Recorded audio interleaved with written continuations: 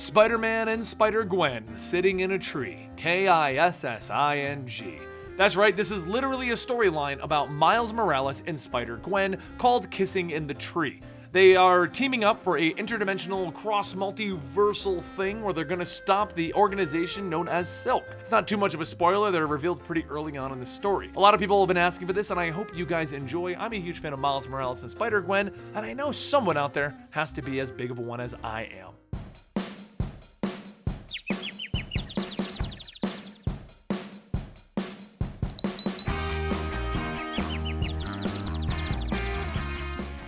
So there we were, Spider-Man and Spider-Woman kissing, and Genki shouts, wait! How did this story go from looking for your missing dad to making out with Spider-Woman? Miles, Genki, and Fabio sit in their dorm room. Miles says that he figured that he would have wanted to know that part since he thinks that he's desperate for a girlfriend. Fabio tells him, we totally want to know that part. And Genki tells him, right, but what happened with your dad? So Miles tells him, fine, let me start all over. That way you can hear the whole story of what happened, how me and Gwen Stacy ended up kissing. It all started one night when his mother called him frantic, asking if he had seen or heard from his father lately. Miles told her no, but in the back of his mind, Miles thought that maybe something could have happened to his dad if he had gone out looking for him since he was dealing with the superhero civil war. Miles began to try and think of who he could try to talk to get some help, and that's when Maria Hill from S.H.I.E.L.D. showed up looking for him. Maria said that she needed his help, and it was about his dad. From what Maria explained, his father Jefferson had rejoined S.H.I.E.L.D. as an agent to try and protect Miles, but he's gone missing. Since Jefferson's face wouldn't have been known, she decided to set him up to take on a high-bid, high-stakes tech sale. Maria then holds out a small device stating that he was to intercept one of these things. It lets the user travel between realities and dimensions. The reason that she needs Miles' help is because, quite frankly, this setup wasn't even sanctioned, it is not on the books. Miles looks at Maria asking, why would that be? Maria explains that she may have inadvertently been the one responsible for getting the tech out there in the first place. So look, before he gets all high and mighty, Miles stops her, slapping the bracelet on, stating, look, I don't care, just point me where to go. Maria goes on stating that their science division has picked up on energy signatures of where Jefferson probably fell into. So as the portal begins to open, Miles tells her, you know, I would like to know that you have more than a guess of where my father could be. And Maria tells him that you have your mission. Just do me a favor. If you see my other self and she's happily married, don't tell me about it. Miles jumps through the portal and in a flash, he's back in New York, the place that is his home. Except somehow it isn't. This is the alternate reality of New York. After swinging around a bit, Miles finds a gang hassling a woman, and even though he should be looking for his dad, he just can't stand for that. He drops down onto the store roof and he calls out to the men, and then suddenly he's hit by a giant ring. And the ring came from the woman? The ring starts shooting by, and Miles thinks, great, that wasn't some old lady in distress. It was just this dimension's ringer. She's probably shaking them down. After jumping through another wave of rings, Miles webs up some of the pots and pans that the woman is standing by, and he pulls them down off of the shelf, crashing them down on top of her. Miles shouts, good. Now she can be quiet, and then a stray ring shoots back, hitting him in the back. He starts to pick himself back up, stating, well, that was stupid. And then another voice tells him, I'm not exactly sure what you're trying to do, but I am so not helping you clean that up. And that's when we see Spider-Gwen, aka Spider-Woman in this universe. But if you're looking for the comic book, she is Spider-Gwen, an alternate reality version of Gwen Stacy that was bitten by the spider, and in this universe, she became the superhero. A short while later up on the rooftops, Gwen tells Miles that she's not sure why he keeps checking his phone. It's not like he's gonna get service over here. Miles sighs.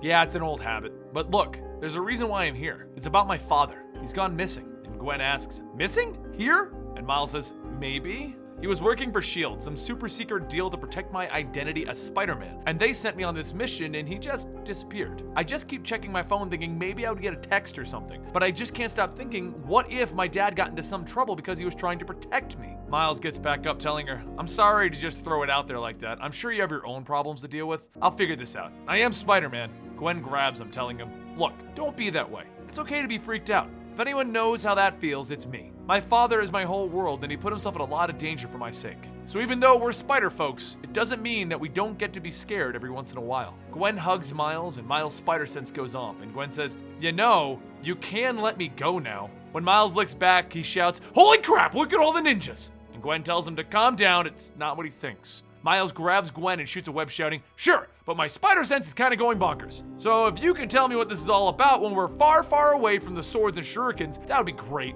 As Miles swings off with Gwen, one of those shurikens is thrown, cutting the web line, and Miles grabs onto the building, shouting, "See? They throw those silly things all willy-nilly!" But as Miles looked back, he tells Gwen that he can't help but notice that she's falling and not catching herself. Gwen finally manages to shoot out a web line and she shouts, "Look, stop, listen, I'm telling you it's okay." The man in red walks up telling Miles that his nose hasn't let him down yet. "You stink of danger."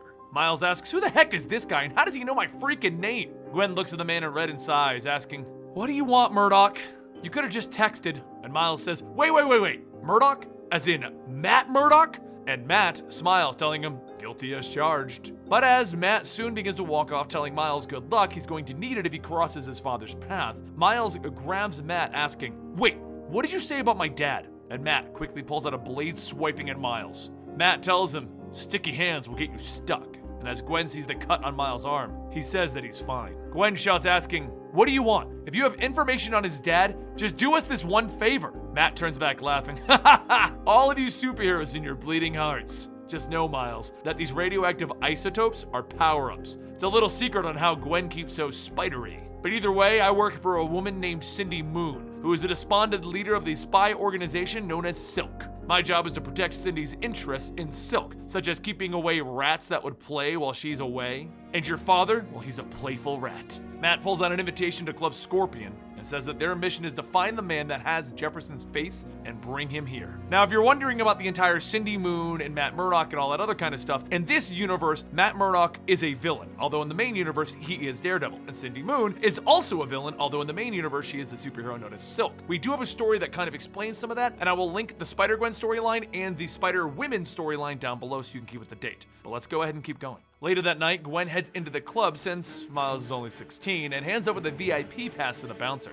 As she walks into the back, she begins to hear the sound of an auction. As she looks around, she notices a stash of superhero weapons, things that Cindy Moon has stolen. But S.H.I.E.L.D. should have impounded all of these things when Cindy was arrested, so why does she have it? However, before she can think about that, Gwen is smacked in the head with an octopus. Doc Ock shouts to Gwen, asking if she takes them for buffoons! "We are Silk, the veil that covers the world!" From the shadows, someone else says, "Yeah, and your breath is intolerable." And then he punches Doc Ock. Miles pulls the octopus off of Gwen and shocks it. And Gwen asks, "Did you just kill it?" And Miles says, "No, it's a venom blast. I can do those. It's unconscious, I think." As Miles starts to fight off some of the thugs in the room, Gwen asks, "When did you get an invisible camouflage predator thing?" And Miles says, "Well, yeah, I have many powers as Spider-Man." And then someone walks up asking, "Spider-Man, huh?" Miles looks up to see his father, and Jefferson says, "You're awfully scrawny to be any kind of a man." Miles shouts, "Dad!" And Jefferson asks, "What did you just say?" "Take off that mask." Jefferson pulls off Miles' masks and he looks at him.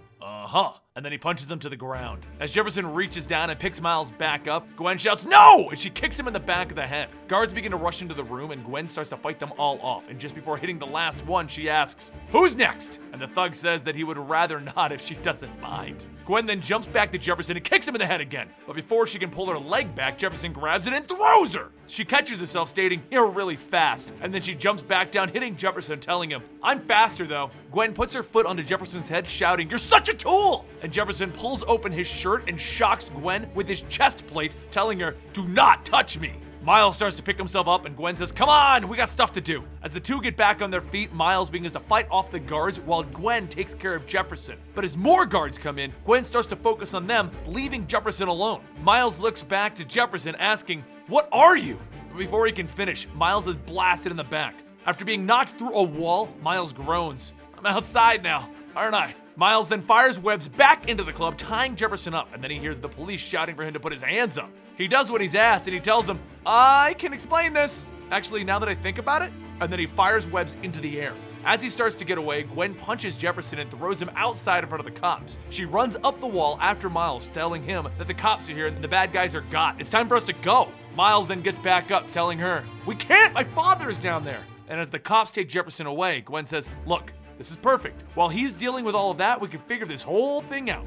And Miles walks off telling her, "No, I'm gonna go help him out." So Gwen fires a web at him, telling him to get back. Miles jumps to dodge it and he turns back telling her that was not cool. And then Gwen sprays him with more web. Gwen walks up and hugs him telling him, look, the bad guy is caught. That's a good thing. We will figure out this whole thing. But in the meantime, can we just calm down and focus? And as she finishes saying that, two officers run onto the roof shouting for the both of them to freeze. Gwen reaches over and pushes the button on Miles' transporter and he asks, what are you doing? She tells him, saving them, again. And the two fade into a purple light. And just as the two reappear, Apocalypse rides up on a giant spider shouting, kill them for your master, Apocalypse! Gwen pushes the button again stating, I hate it when that happens. And they reappear again in Gwen's world. And Miles says, that man, he looked and sounded just like my father. Gwen says, don't worry, we're gonna figure it out. And then the transporter dings. Miles asks, what is it doing? And Gwen tells him that she's not sure. Hers never did anything like that. Miles then reads, return to origin point, and Gwen says maybe they found his dad back on Earth.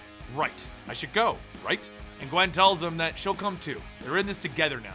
Miles tells her thank you. She pushes down on the button again, stating that he would do the same for her. As the two fall out of the portal, Gwen lands on her butt, shouting, boots in the ground, not butts! And Miles says, let's just hope we're back in my world. The transporter dings, stating that he's arrived at Earth 616. Realignment mode initiating. Please wait for further instructions. Miles asks, what kind of instructions are those? And Gwen says that she's not sure. Her teleporter watch never talked to her. She then looks up, seeing a group of men webbed up, and says that she's pretty sure they're exactly where they need to be. Miles plucks a small device from one of the men's heads, and a small image of Peter Parker Spider-Man appears, stating, hello, citizen! Friendly neighborhood Spider-Man here. For your safety, please wait for the authorities to arrive. Gwen rips open a box, stating, so Silk agents are on this Earth, working for your evil dad. And Miles shouts, hey, that creep is not my dad! But what are they doing here? Stealing more weapons? She pulls an item out of the box that was with the thugs, stating that they are stealing batteries? Really? This is gonna be the worst team up ever. Miles looks over at one of the men and tells him that he needs to explain what's going on, and the man laughs, telling him, ha ha, no way! Does Scorpion sound like a name of a man who would be big on forgiveness? The transporter begins to ding again, and it says, interdimensional web access detected. Multiple gateways unlocked. And then in a flash, the group of thugs vanish.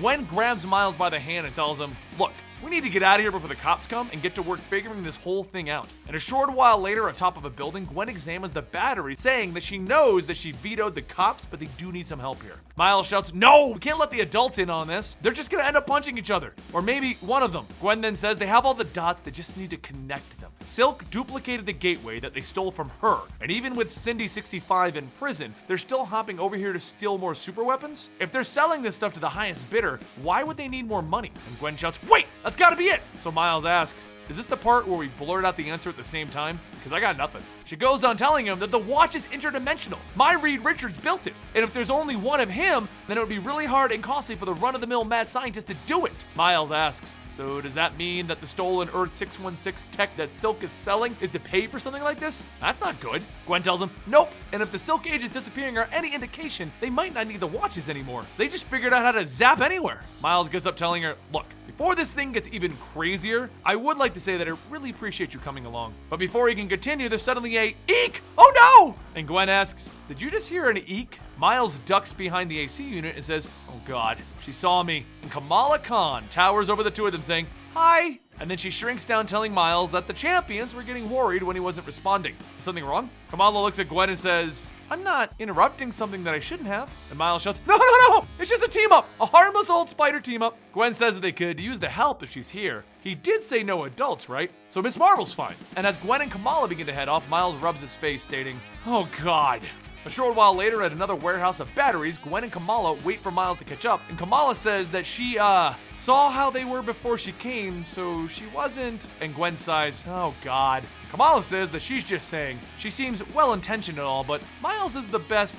Just don't hurt him. Miles jumps down and Gwen shouts, asking, what took so long? Miles and Gwen hurry inside and see a group of Silk agents, and one of the agents shouts, where the hell is Gary? We only went like 20 feet. The other shouts back, I forgot the decimal point, Randy. Gee, sue me. Seconds later, Kamala jumps in, swatting away the agents, shouting, that's them, right? And one of the agents steps back up to the portal. Miles then hands Gwen his transporter and says that they're about to jump. He's going with them. Gwen tells him no, they could be going anywhere, so Miles jumps in, tackling the agent, and in a flash, they're gone. Kamala asks, what just happened? And Gwen looks at the transporter, stating that they could have gone anywhere. And the Watch responds, "Gateway opening. Please stand clear." And that's when another portal opens. Gwen walks towards it and Kamala shouts, "Wait, I can't just let you go!" And Gwen stops her, telling her that she has to stay. Her and Miles get into this mess together, and together it's the only way that they're gonna get out of it. Back over on Earth 65, Miles and the Thug fall out of the portal as Miles shouts, "Ow! You okay, man?"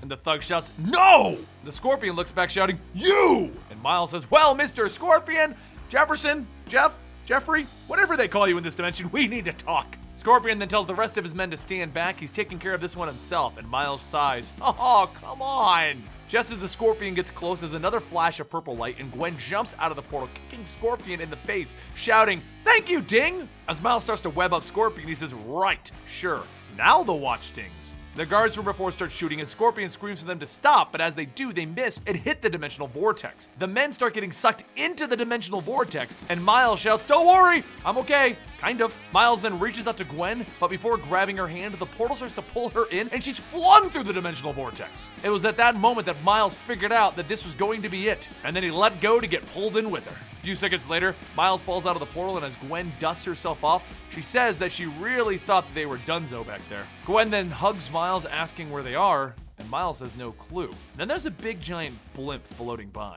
It's just then that a voice calls out to them, and a man dressed in black shouts at them. As Miles responds to him, Gwen says that it's probably not a good idea to talk to strangers living in shadows. However, the Watch begins to malfunction, and another portal opens up around them, and Miles shouts, "I'm really not loving this anymore." The transporter begins throwing the two of them into different dimensions until it finally stops, and Gwen asks, "Where are we now?" As a horde of undead zombies begin to shuffle their way, Gwen says that she would very much like to leave now. After another jump, Gwen catches herself on a wall and sees Miles is nowhere in sight. She then jumps up and looks at a billboard with a picture of her and Miles married, and a note stating, "Happy anniversary to the Amazing Spider-Man and Spectacular Spider-Woman on their 20 years of bliss." She stares and asks, what?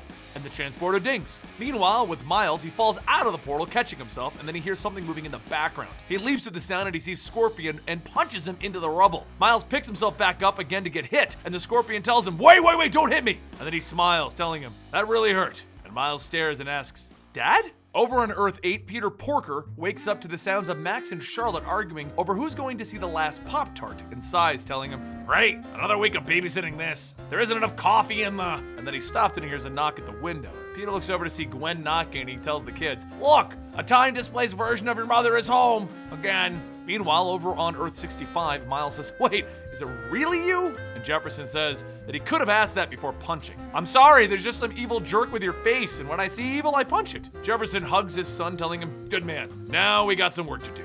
Silk is dangerously close to mastering interdimensional transportation, and Scorpion is holding the multiverse hostage. Miles puts back on his mask, telling him, "All right, Butch and Sundance then?" And as the two walk into the portal, Jefferson says, "You know they were outlaws, right?" Back on Earth 8, Gwen looks at Peter Porker and says, "It's just you. Sorry, I get hit in the head a lot, and sometimes I just see things." Porker tells her, "Yes, well, I'm Peter Porker, Sportorcular Spider-Ham of Earth 8, and our scans say that you're from Earth 65's timeline, so you're obviously another..." Charlotte shouts out, "Another Spider-Gwen! It's totally amazing!" And Gwen asks, what does she mean by another? Max munches on his Groot Loop, saying, "Besides her mom? Multiverse, duh!" Peter Porker then heads over to the computer and begins telling it that he needs access to Earth 65. Another stray Gwen needs to get home ASAP. A portal begins to open up, and Gwen asks, "What, already?" And Peter tells her, "Well, yeah, this ain't a bed and breakfast. Got a utopia to run." Gwen begins to say that she can't yet. She needs help. Her and Miles are battling an evil version of his dad, and Porker stops her and says,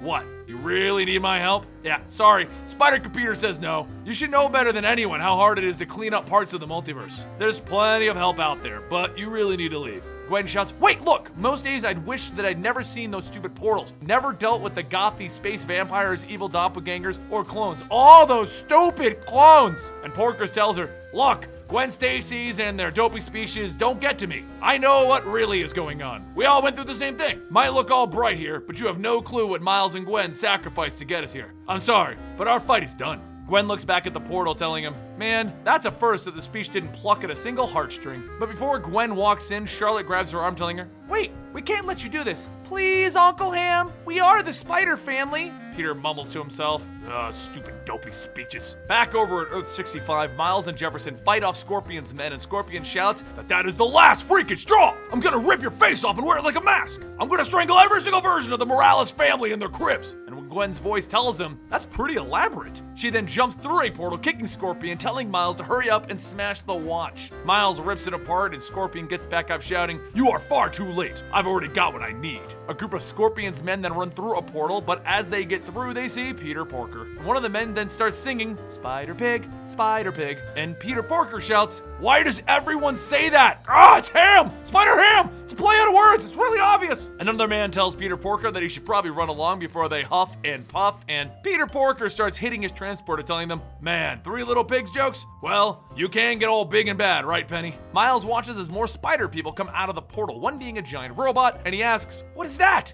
And Gwen tells him, "You won't believe it, but that's a brighter tomorrow." As the spider people start fighting everyone, one of the spider girls wraps and throws Scorpion, shouting, "Hey Dad, catch!" Miles shouts, "Me?" And Jefferson tells him to just get behind him, and he opens up a portal. Scorpion flies through and Miles asks, "Where does that go?" And Jefferson tells him, "Don't worry, the Scorpion of Earth 65 will be just fine." Scorpion falls out of the portal and a light shines on him as another Jefferson in a suit of armor tells him, "I hope you're not looking for trouble, because Arbiter Rio is law." As the Spider family finishes up, Miles asks Gwen about those bouncy kids. They were really there? And Gwen tells him, "Yep, well, possibly. On Earth 8 anyways. The one on the motorcycle with Spider-Ham is Jessica's kid, Jerry. The girl in the fur, and Miles says that was totally Kraven." Miles puts his forehead on Gwen and says that he barely knows where do they go from here? Gwen grabs Miles and kisses him.